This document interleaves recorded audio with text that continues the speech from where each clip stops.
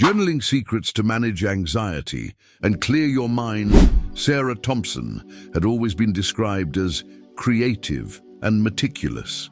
At 29, she was building a successful career as a freelance graphic designer in Portland, Oregon. Her days were filled with brainstorming sessions, client calls, and late nights tweaking projects until they were flawless. Her workspace, a trendy co-working studio with exposed brick walls, leafy plants, and motivational quotes framed on the walls, seemed like the perfect environment for someone with her talents. To the outside world, Sarah had it all together. She landed high-profile clients, her portfolio was stunning, and her social media showcased a life of balance and success. But beneath the surface, Sarah was anything but balanced. For years, Sarah had been battling anxiety, though she rarely admitted it to anyone. Her mornings often began with a jolt of panic, her mind racing with a seemingly endless to-do list before she even got out of bed. She'd sit at her kitchen table, nursing her coffee while scrolling through client emails, feeling an invisible weight pressing down on her chest. Throughout the day, Sarah's anxiety simmered just below the surface. She felt tense during client meetings, hyper-aware of every word she said, worried about how she might be perceived. By evening, she was completely drained, yet her mind wouldn't let her rest. She'd lie in bed replaying conversations, second-guessing her decisions, and imagining worst-case scenarios for projects that weren't even due yet. Her work, once a source of joy and creativity, had started to feel like a treadmill she couldn't get off. The constant pressure to produce perfection left her feeling trapped in a cycle of overthinking and self-doubt. Even small decisions, like choosing between two fonts or adjusting a color palette, felt monumental, as if one wrong move would ruin everything. Sarah's personal life wasn't faring much better. She often cancelled plans with friends, too exhausted to socialize. When her best friend Laura invited her out for a Saturday brunch, Sarah declined, blaming her workload. Another time, she promised, knowing full well that she'd say the same thing the next time Laura asked. Her family was worried too. During a recent phone call, her mother asked, "Are you okay, honey? You've seemed so distant lately." Sarah brushed it off, saying, "I'm just busy, Mom. It's nothing." But deep down, she knew it wasn't nothing. Sarah's anxiety reached a breaking point one afternoon during a high-stakes client presentation. She had spent days perfecting her pitch, but when it came time to present, her mind went blank. Her hands trembled as she clicked through the slides, her voice shaky and uneven. After the meeting, Sarah locked herself in the co-working space bathroom and cried. She felt like a fraud, convinced that her client would drop her and that her career would spiral out of control. That night, she lay awake, replaying the disaster in her head and wondering how she had let her anxiety get so bad. The next morning, she woke up with a pounding headache and a sense of dread. "I can't keep doing this," she thought. But she didn't know where to start.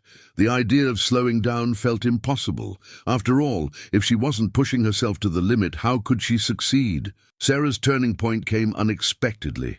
One evening, while scrolling through Instagram, she stumbled upon a post from a mental health advocate she followed. The post read, "Feeling overwhelmed? Try journaling. It's like a brain dump for your thoughts. No judgment, no rules, just clarity." Something about those words resonated with Sarah.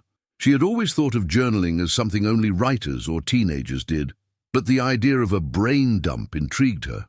What if she could get the chaos in her mind out onto paper? The next day, she searched for how to start journaling for anxiety and came across a blog post by a therapist named Dr. Vincent Vale. His approach was simple. Use journaling as a tool to untangle anxious thoughts, identify patterns, and gain clarity.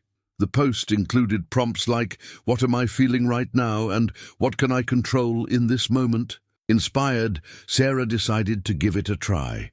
She bought a plain notebook, sat down at her kitchen table that evening, and began writing. At first, the words felt clumsy and disjointed, but as she kept going, something shifted. The act of putting her thoughts on paper felt like exhaling, after holding her breath for too long. Encouraged by her initial experience with journaling, Sarah decided to dig deeper. She booked a session with Dr. Vale, whose blog had sparked her interest. "I don't know if journaling will solve everything," she told herself, "but it feels like a step in the right direction." For the first time in months, Sarah felt a flicker of hope. She wasn't sure what the journey ahead would look like, but she was ready to take the first step. Sarah sat nervously in Dr. Vincent Vale's office, her fingers tapping against the armrest of the chair. She had been hesitant about seeking help, unsure if her anxiety warranted professional attention, but the events of the past few months, the sleepless nights, the paralyzing overthinking, and the embarrassing client meeting had made it clear she couldn't manage it on her own anymore. Dr. Vale greeted her warmly. "Sarah, I'm glad you're here. Let's talk about what's been going on." At first, Sarah found it hard to put her feelings into words. "I just feel overwhelmed," she said finally. "It's like my brain never stops. I'm always thinking about what I need to do, what I should have done better, and what might go wrong next. And the more I think, the worse it gets." Dr. Vale nodded empathetically. "Anxiety can feel like a constant loop of worry, can't it? It's exhausting because your mind is trying to process so many thoughts at once. But what if we could create a space where those thoughts could live outside your head?" Sarah tilted her head, intrigued. "What do you mean? Have you ever tried journaling?" Dr. Vale asked. Sarah hesitated. "Not really. I mean, I've written in notebooks before, but I always felt like I wasn't doing it right, like it had to be deep or meaningful or perfect." Dr. Vale smiled. "Journaling isn't about perfection. It's about expression. Think of it as a way to untangle your thoughts. You don't have to write beautifully, and there are no rules. It's just you and the page." Over the next few sessions, Sarah and Dr. Vale began to explore the underlying causes of her anxiety. Sarah shared memories from her childhood, growing up in a household where mistakes were magnified and success was the only option. "I learned early on that if I didn't do things perfectly, I'd be criticized," she said. "So now, whenever I feel like I might mess up, my brain goes into overdrive." Dr. Vale helped Sarah see how this belief had followed her into adulthood, shaping her work habits and relationships. "Your mind has been conditioned to anticipate criticism," he explained.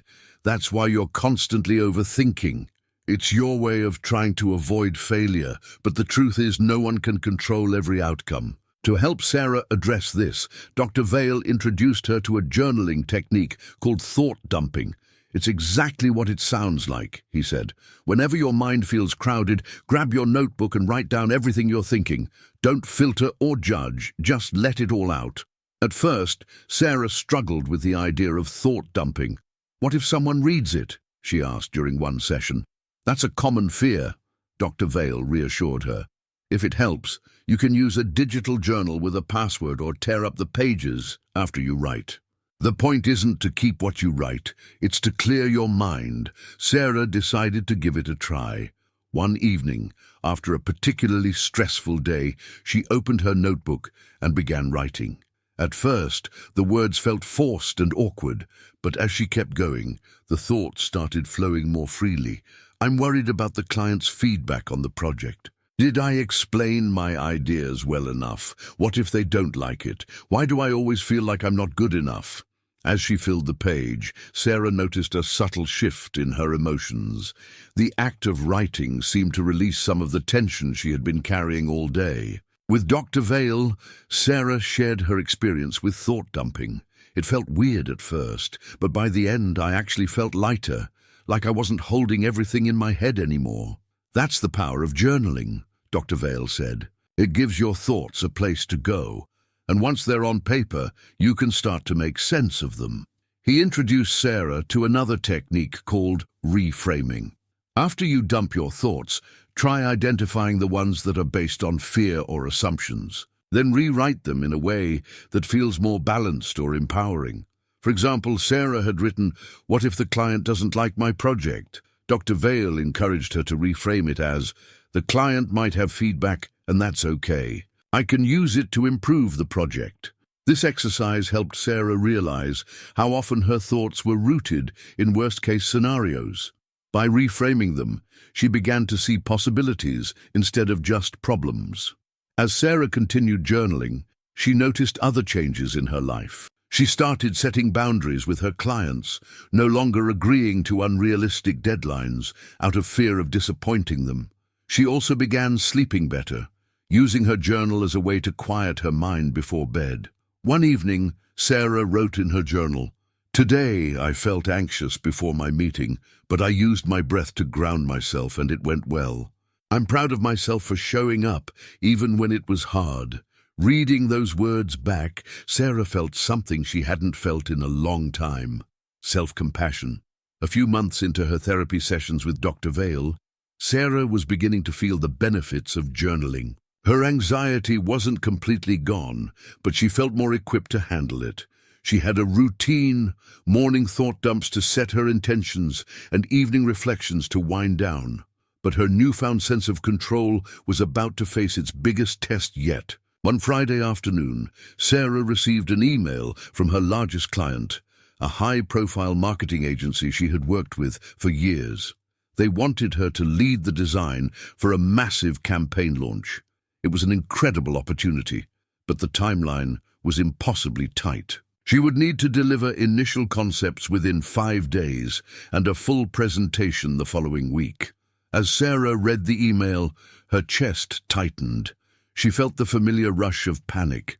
What if I can't meet their expectations? What if they hate my ideas? What if this ruins my reputation? Her mind started spinning with worst-case scenarios, and for a moment it felt like she was back at square one. But then Sarah took a deep breath and reached for her journal. That evening, Sarah sat at her kitchen table with her notebook open in front of her. She began a thought dump, writing down every fear and worry that was racing through her mind. "I don't have enough time to make this perfect. If I fail, I'll lose the client. I don't know if I'm good enough to pull this off." When she finished, the page was a chaotic mess of scribbled sentences. But instead of feeling overwhelmed, Sarah felt a sense of relief. Her thoughts were no longer trapped in her head. They were right there on the page, where she could see them clearly. Next, Sarah used the reframing technique Dr. Vale had taught her. She went through her list of worries and rewrote them with a more balanced perspective. "I don't have enough time to make this perfect" became, "I don't need to be perfect. I need to deliver my best work within the time I have. If I fail, I'll lose the client" became, "If the client has feedback, I can use it to improve the project and show them my commitment to their goals." "I don't know if I'm good enough" became, "I've worked with this client for years. They trust me because I've proven my skills." As Sarah read over her reframed thoughts, she felt a flicker of confidence. The tight deadline still felt daunting, but now it seemed manageable. She had a plan: break the project into smaller tasks, focus on what was most important, and trust herself to adapt as needed. The following week was intense. Sarah worked late nights brainstorming concepts, sketching designs, and refining her presentation. But she also made time for her journaling routine. Each morning, she wrote down her goals for the day and reminded herself to focus on progress, not perfection. Each evening, she reflected on what she had accomplished and practiced self-compassion for anything she didn't get to. On the day of the presentation, Sarah felt a mix of nerves and excitement. As she stood in front of the marketing team, her hands trembled slightly, but she took a deep breath and reminded herself of the mantra she had written in her journal the night before. "I am prepared. I am capable. I can handle this." The presentation wasn't flawless. There were a few moments where Sarah stumbled over her words or had to clarify her ideas. But instead of spiraling into self-doubt, she kept going, focusing on her passion for the project and her connection with the team. When she finished, there was a brief pause before the room erupted into applause. The team leader stood up and said, "Sarah, this is fantastic. You've captured exactly what we were looking for." As Sarah packed up her materials and left the conference room, she felt a sense of pride she hadn't experienced in years. It wasn't just about the client's approval. It was about how she had handled herself throughout the process. She hadn't let anxiety control her. She had shown up, done her best, and trusted herself to adapt when things didn't go perfectly. That evening, Sarah wrote in her journal, "Today, I faced one of my biggest fears, presenting under pressure. It wasn't perfect, but it didn't have to be. I trusted myself, and it paid off. I'm learning that I don't need to be flawless to succeed. I just need to be present and intentional." Reading her own words, Sarah felt a sense of peace. For the first time, she realized that her anxiety didn't define her. She had tools to manage it, and she was stronger than she had given herself credit for. In her next session with Dr. Vale, Sarah shared the story of her presentation. "It wasn't just about the project," she said. "It was about proving to myself that I can handle these situations without falling apart." Dr. Vale smiled. "That's the power of self-awareness and intentional practice. You've built a foundation that allows you to face challenges with resilience and clarity, and that's something no deadline or setback can take away from you." In the weeks following her presentation, Sarah noticed profound changes in how she approached both her work and her life. Her journal, once an unfamiliar tool, had become a trusted companion. It wasn't just a place to write about her anxiety. It had evolved into a space where she could reflect, plan, and celebrate her progress. Each morning, Sarah began her day with a simple ritual: 5 minutes of journaling. She'd write about her intentions for the day, jot down her priorities, and remind herself of the lessons she had learned. Instead of waking up feeling overwhelmed, she now felt grounded and purposeful. Even on challenging days, Sarah turned to her journal as a source of clarity. After a difficult client meeting, she would write about what went well and what she could improve, reframing her self-doubt into constructive feedback. When she felt anxious about a tight deadline, she used her journal to break the project into manageable steps, reminding herself that progress was more important than perfection. Outside of work, Sarah's relationships began to flourish. She reconnected with her best friend Laura over coffee one Saturday morning. "You seem different," Laura said, smiling. "Like you're actually here, not a million miles away in your head." Sarah laughed. "That's because I've finally learned how to quiet the noise," she replied. Sarah's inner transformation was just as significant as the outward changes in her life. She no longer felt defined by her anxiety. Instead, she saw herself as someone who was capable of managing it, a person who could face challenges with resilience and self-compassion. Her journal became a place where she could acknowledge her fears without letting them take over. She wrote about her small victories, like speaking up in a meeting or saying no to an unreasonable client request. These reflections helped her see how much she had grown, reinforcing her sense of confidence. One evening, Sarah wrote in her journal, "I'm not perfect, and that's okay. I'm learning to trust myself one day at a time. I don't have to have it all figured out. I just need to keep showing up." In his practice, Dr. Vale often shared Sarah's story anonymously with other clients who struggled with anxiety.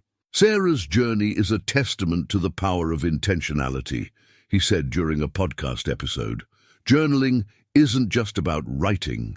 It's about creating a space where you can process your thoughts, explore your emotions, and connect with your inner strength." Dr. Vale emphasized that Sarah's success wasn't about eliminating anxiety, but learning how to navigate it. "Anxiety thrives in chaos," he explained. "But when you give your thoughts a place to go, like a journal, you create order. And in that order, you find clarity." He also reflected on how journaling had helped Sarah break free from the cycle of overthinking. "When we keep everything in our heads, it feels like a tangled web. Journaling helps us untangle that web, one thought at a time." Dr. Vale turned to his audience with a simple invitation. If you're feeling overwhelmed, consider picking up a notebook and a pen. You don't need a fancy journal or perfect writing.